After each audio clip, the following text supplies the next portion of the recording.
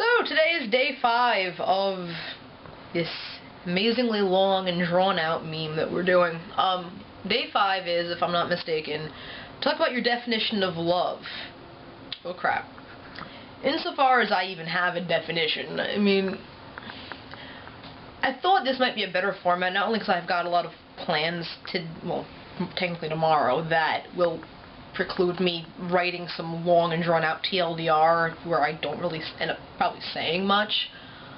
I figured at least doing it this conversationally will enable me to be sort of philosophical and maybe say something of substance. I don't know, it sort of reminds me of holding out a screen and trying to like catch something in there and letting the rest of it just, you know.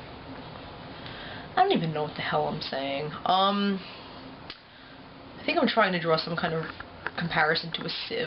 So anyway, about love. You know, the funny thing about this is, I was thinking today, like, how do I get all my thoughts on what love is, and defining it, and my beliefs, or so on, sort of distilled into something I can say in, I hope, like, maybe 7 minutes. But it occurred to me that it didn't really say on the list that I have to talk about romantic love. I mean, I'm probably going to talk about that just because that, I think, is the implied nature of the question, but I think that love of any kind, whether you're talking about, you know, your family or your friends or your partner, is just, to put it really, really succinctly, just, it's an emotional investment, a willingness to invest your time in something, the same way that, you know, if you have a passion for painting or writing, you invest time in getting better and working at it. And this is, I guess, a decent example when it comes to being in a relationship. You know, if you have a passion for gardening, say, like, everyone always comments on how pretty your roses look, but you sort of have this grin on your face where you're like, you have any idea how much dirt I just dredged through and how many scratches I got all over my arms just trying to make this thing that looks so pretty on the outside but is full of,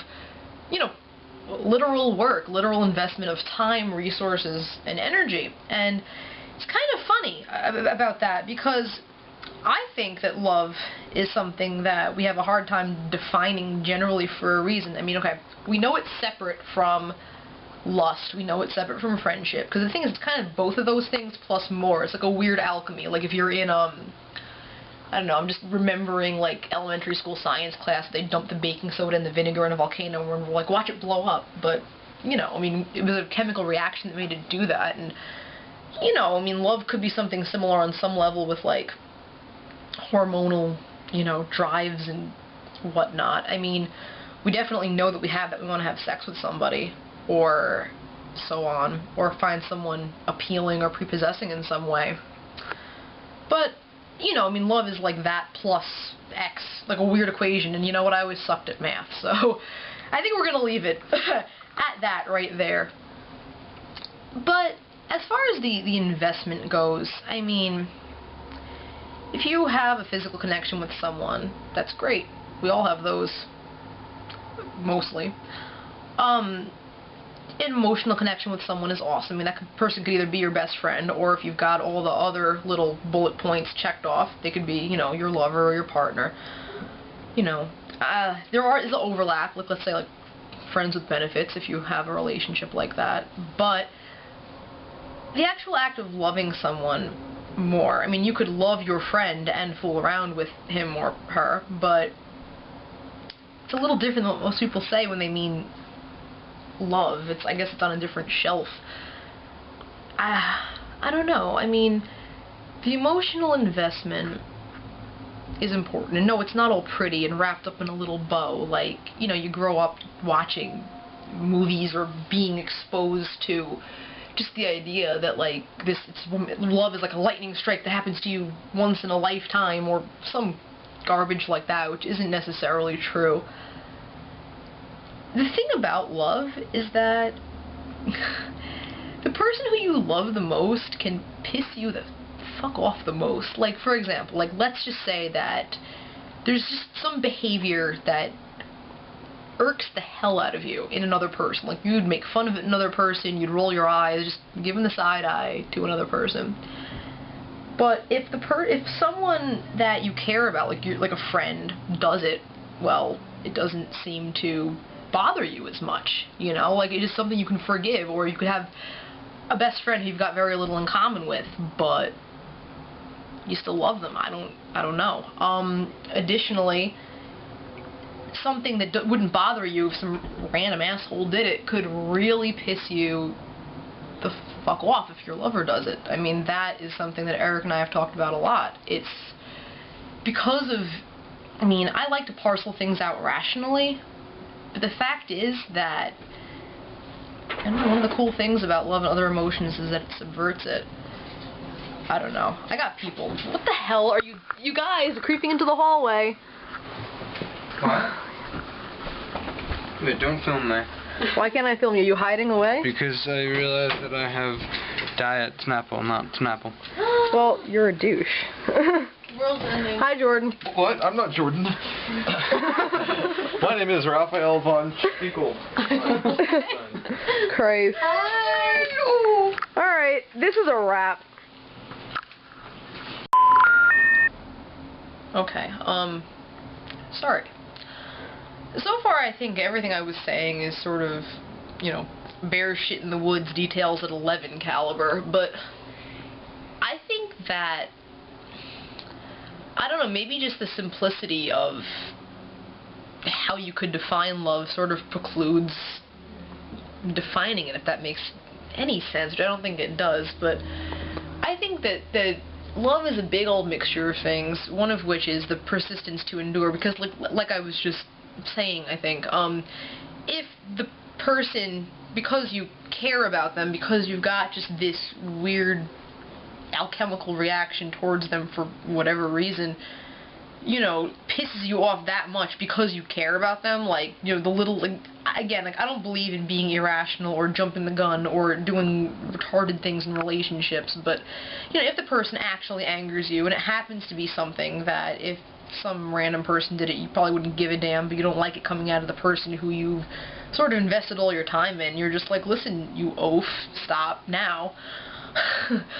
Like, you know, it's amazing that more people don't just break up immediately, because, you know, people are frustrating. I mean, to a large degree, you know, that quote is true. Hell is other people. And finding someone that you can stand to be around, for that, I mean, as long as I've been with someone, sort of a daunting proposition. And that's why I don't, I guess, I come off like such a snob when I talk about relationships, and I really don't mean to. It's just that what I'm exposed to is just lots of people who I went to school with, or something. Like, here's Facebook, here's this forum that we can just spit out everything that we feel instantly, and, you know, every single status update by some people whose names I will never mention, because, face it, none of them are probably watching this right now.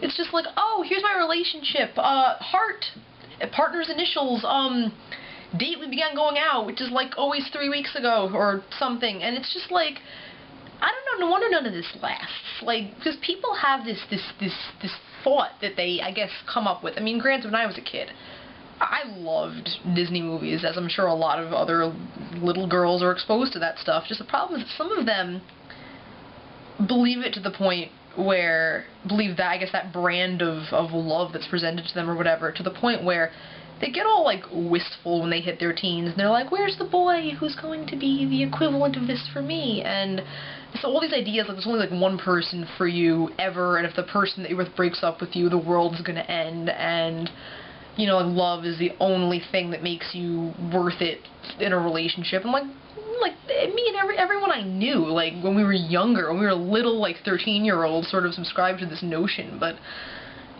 you know, when you're, like, 25 years old, you're a little old for that shit. I know there's some people I know, again, no one who's watching this, but people I've encountered who just are the type who will not break up with their crappy partner unless someone else comes along, because if they're not in love in that moment, they feel like they have no type of validation.